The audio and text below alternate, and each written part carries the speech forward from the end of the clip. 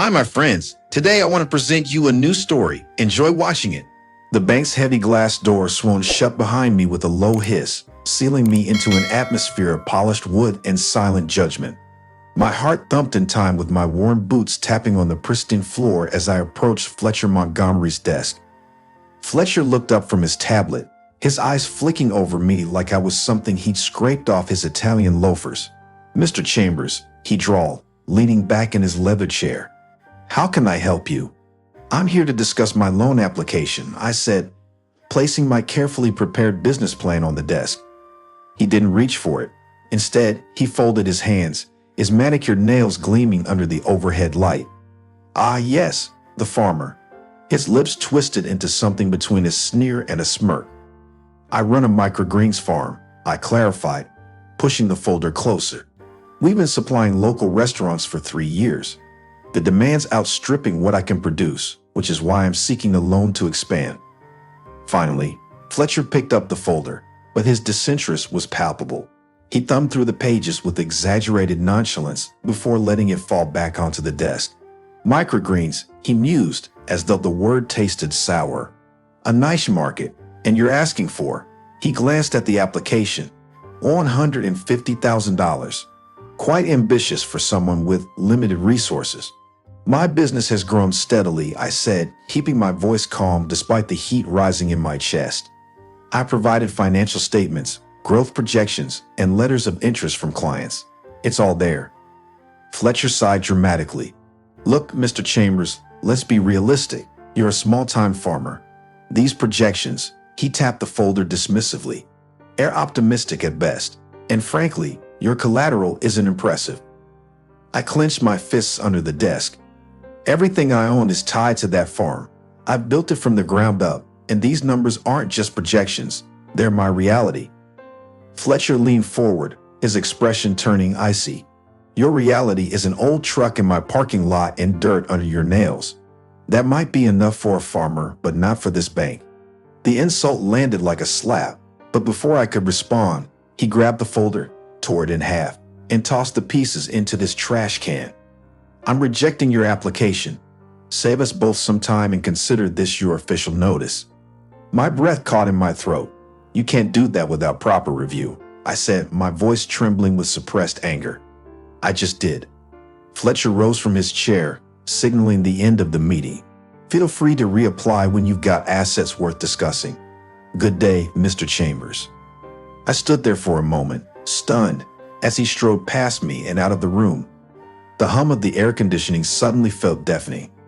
As I walked back to my truck, the sting of humiliation burned deep. Fletcher's words echoed in my head, each one twisting the knife. I climbed into the driver's seat and gripped the steering wheel, staring at the crumpled application copy in my passenger seat.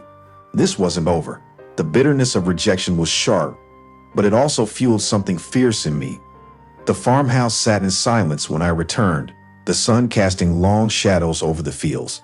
I parked my truck next to the barn, its rusted door creaking as I stepped out. The crumpled rejection letter remained on the passenger seat, but I couldn't bring myself to touch it.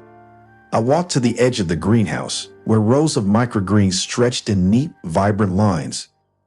Each tiny leaf was a testament to years of backbreaking work and careful planning. Fletcher's words still echoed in my head. "Your reality is dirt under your nails." "Grayson," a voice called.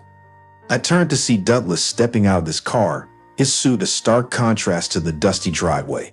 My former boss had a knack for appearing just when I needed someone to steady the storm brewing inside me.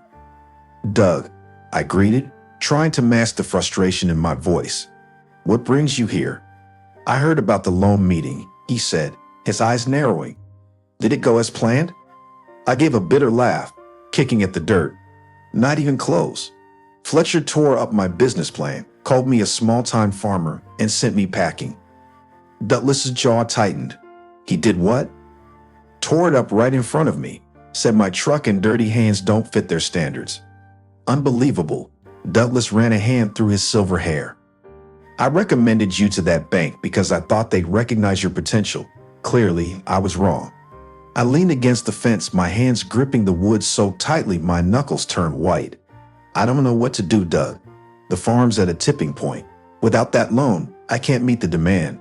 This dream, it might slip through my fingers. Douglas studied me for a moment, then pulled out his phone. We're not letting one arrogant banker ruin everything you've built. I'll call someone higher up. The president of the bank, if I have to. You do that? I owe you, Grayson.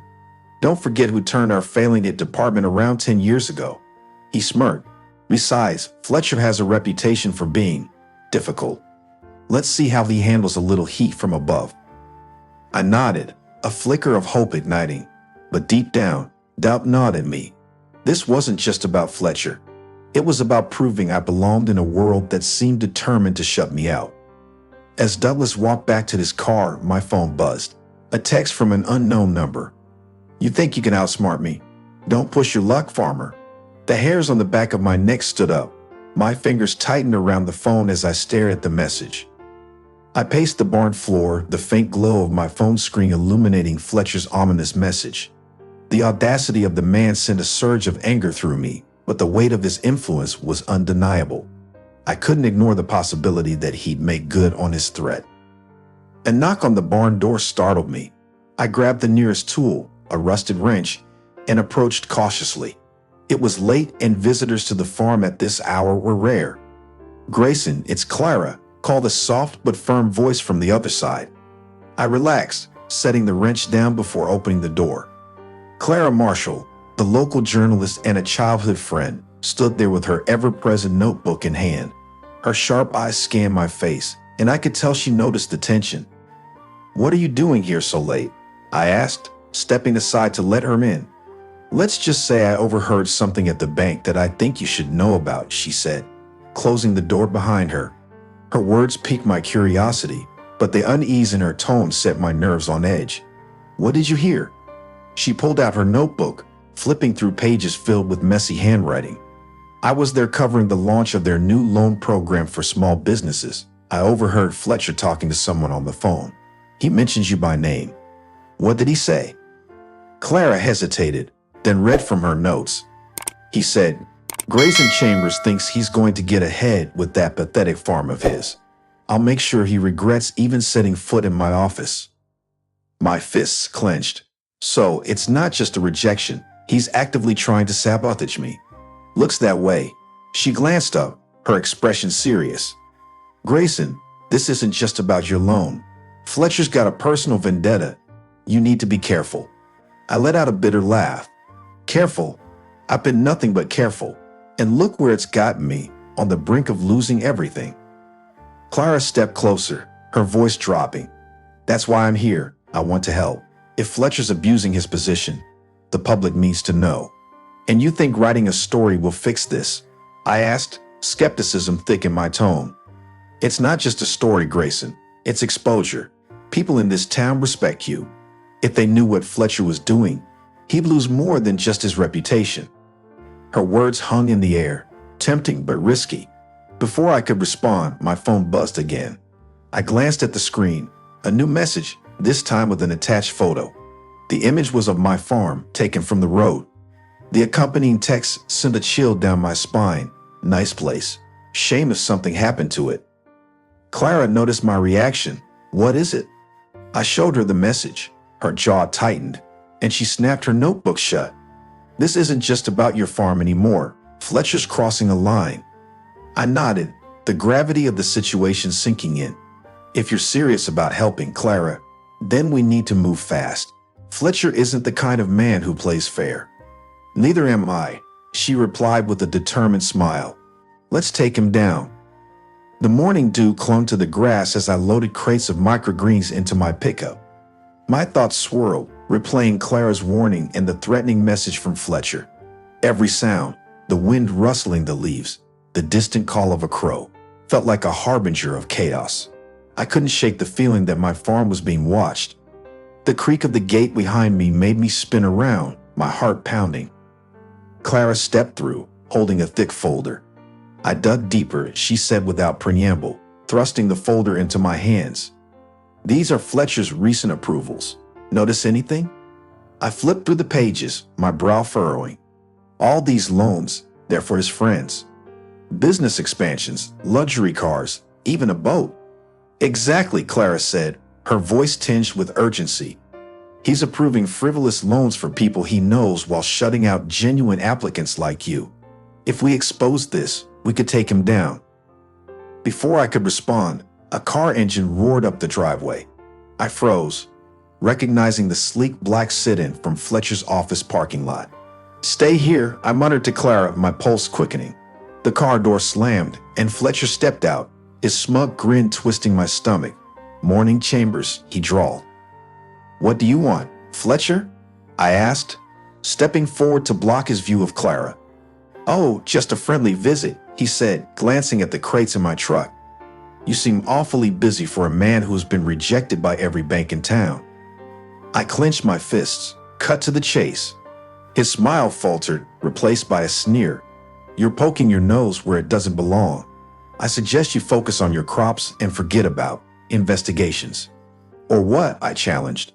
Fletcher stepped closer, his voice dropping. Or you'll find out just how quickly everything you've built can crumble. Behind me, I heard Clara's phone click. A photo, no doubt. Fletcher noticed, his eyes narrowing. Is that your little journalist friend? He asked, his tone venomous. You better leave, I said firmly. Fletcher smirked, taking a step back. You've been warned, Chambers. Don't make me come back. As he drove away, Clara emerged, her phone in hand. We got him now, she said, showing me the photo of Fletcher looming threateningly. But my gut churned. His visit wasn't just a warning, it was a promise. The sun dipped below the horizon as Clara and I sat in my small office, papers strewn across the desk. The folder she had given me had grown heavier, now filled with damning evidence of Fletcher's corruption. Yet there was still one crucial piece missing, a direct link to his superiors. A sharp knock on the door made both of us jump. Clara reached for her phone, ready to record, as I cautiously opened it. To my surprise, Douglas stood there, his expression grave. Douglas, I asked, stepping aside. I heard about Fletcher's little visit, he said, his voice low. I had a hunch something bigger was at play, so I dug into his dealings myself. He handed me a flash drive. This contains internal emails and transactions. Fletcher wasn't just approving loans for his friends. He's been funneling money into offshore accounts with someone higher up covering for him. Clara leaned in. This could be it. We need to act fast before he catches wind. A sudden crash outside sent us scrambling. I peeked out the window to see Fletcher's car parked near the barn, his figure illuminated by the truck's headlights. He's here, I whispered, my heart racing. What's he doing? Clara grabbed my arm.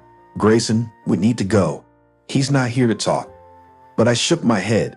No, this ends tonight. I stepped outside, leaving the door ajar so Clara could record everything. Fletcher was holding a crowbar, his eyes wild. You just couldn't let it go, could you?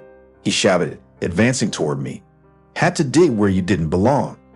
You've already lost, Fletcher, I said, my voice steady despite the adrenaline coursing through me. We have proof. It's over. Proof. He laughed maniacally. You think anyone will believe a farmer over me? I stood firm. Douglas is here. The bank's president is about to see everything you've done. His face twisted with fury and he lunged toward me. Before he could reach me, Clara stepped out, her phone raised. It's all on video, Fletcher. You're done. Fletcher froze, the weight of his actions sinking in. He dropped the crowbar, the metal clanging against the ground, and turned to run. But Douglas blocked his path. Not so fast, Douglas said. The authorities are already on their way.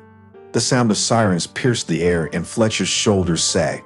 He was arrested on the spot, the evidence we gathered enough to implicate him and his accomplices. As the police car disappeared down the driveway, Clara turned to me. You did it, Grayson. You stood up to him. And as I watched the dawn break the next morning, I knew that this time, the harvest would be different. It would be a new beginning, one rooted in truth. Friends, what do you think of this story? Write your opinion in the comments. Would you like more stories? Don't forget to subscribe and hit the bell button so you don't miss any videos. See you tomorrow.